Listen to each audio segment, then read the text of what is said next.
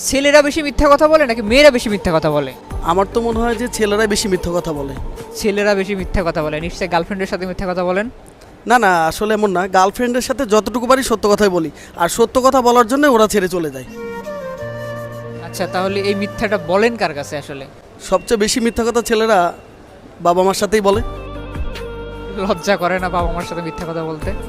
লজ্জা তো একটু করেই, কিন্তু আমি যদি সত্য কথাটা বলতে চাই তাহলে তো তারা দুঃখ পাবে, কষ্ট পাবে, তার চেয়ে মিথ্যাটাই ভালো না? আচ্ছা, তা কি মিথ্যা বলা হয়? এই যে যেমন কালকে মা রাতে আমাকে ফোন দিল, বললো বাবা কেমন আছো, তুমি কি খেয়েছো? আমি বললাম হ্যাঁ মা আমি খেয়েছি এবং শুয়েও পড়েছি, আলহামদুলিল্লাহ ভালো আছি। মা খুশিও ফোন কেটে দিল। আচ্ছা, এই সময় নিশ্চয়ই বন্ধুদের সাথে চিল মাস্তি করতেছিলেন?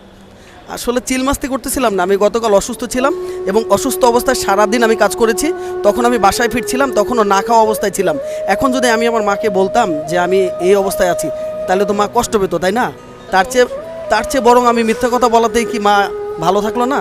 আমার কাছে মনে হলো যে সত্য বলার চেয়ে মিথ্যা বলাটাই আমার মাকে বেশি ভালো রাখলো। আলহামদুলিল্লাহ, তারপরে অনেক ভালো আছি।